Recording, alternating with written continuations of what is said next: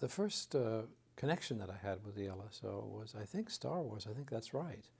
And I remember preparing the score at 20th Century Fox here in Hollywood, saying to the late music director, Lionel Newman, music director of the Fox Studios at that time, saying to him that I thought the score actually should have a symphony orchestra. We need to have of that proportion, and we would normally have engaged freelance players to do that, as we would do in Hollywood typically.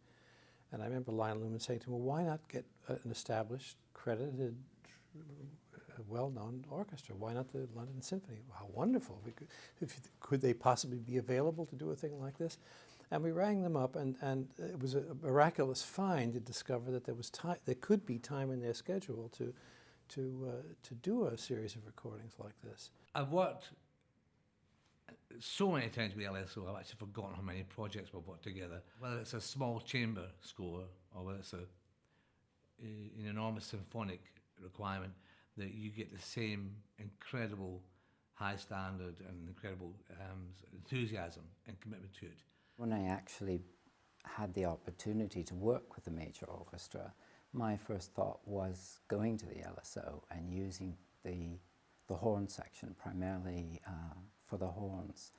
And of course, by that point, John Williams had sort of used them a great deal on Star Wars. I think I remember the very first day of recording the main title of Star Wars, the very opening notes with the great trumpet blast from Maurice Murphy, the famous trumpeter who I was later told was doing his very first engagement with the orchestra that morning. So that's quite a memorable moment for us, all of the Star Wars group, and musicians who, particularly brass players, who remember Maurice and have such great affection for him. So that was the beginning, that Star Wars, the beginning of my relationship with the LSO. You know that the standard of playing is going to be just world class. You have to remember who their resident conductor is, the resident conductors have been, who their current conductor is.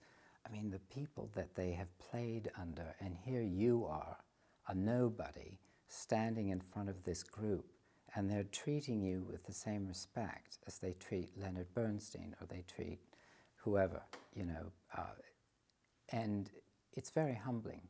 You never felt any condescension from the orchestra. Whatever the level of the repertoire, whatever the level of the conductor would be great to acceptable. The spirit and the willingness to play and to make music has always been friendly, expert, practiced, and all of this genuine. So making them an ideal orchestra for the broad range of tasks, film being only one of them. When I started to write the score for Shadowlands, and I was trying to write it in the tradition of English orchestral music, and we talked about the recording, and Dickie said to me one of his ambitions had always been to work with the LSO, and I said, I'm sure the LSO won't want to work with me, but anyway, in the event they did, and you know, life is very often.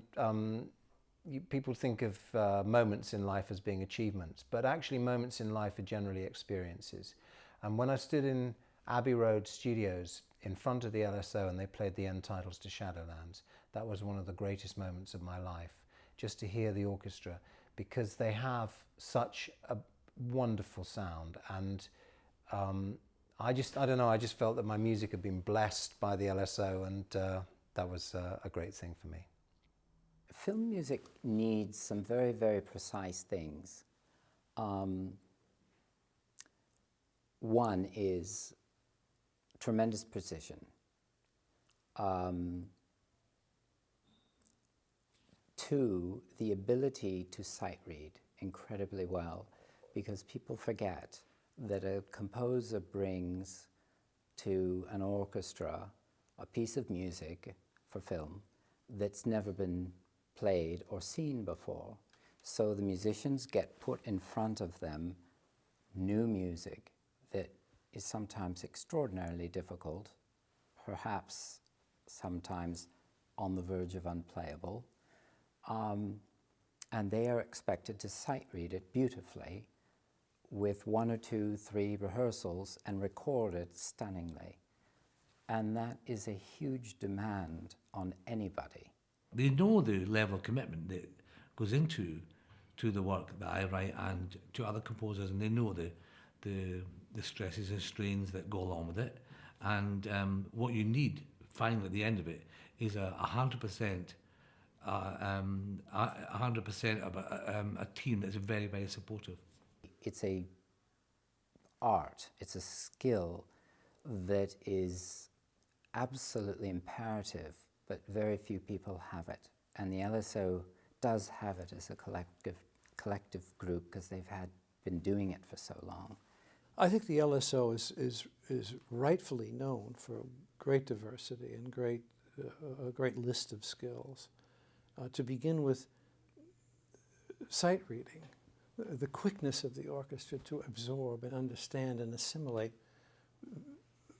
extremely diverse areas of repertoire. Amazing in a way. I always equate the orchestra to I suppose, 2 tennis players. You know, when you get a great tennis player at the top of his game, and someone comes along who's a new boy in the block, you know, he raises or she raises their game even higher. I think, you know, the more you throw at this orchestra, the more you just throw it right back at you. It's quite annoying, actually. You spend days on a cue, and you go, ha, ha, ha, wait till we hear this. And I'm like, whatever. You know, you go, bastards. It's infuriating. There isn't an organized orchestra in the world that's associated itself with film to any near the degree that the LSO has done. They give their heart and soul to whatever they play. It's exemplary, really, what the orchestra has done. Probably not even going way back to the 30s when the LSO began to record film scores. They probably never had this longevity in mind and their contribution to the newly emerging art of music synchronization with film. But over the years, they've stayed with it and continued to contribute in the highest level like no other orchestra has done. It's amazing.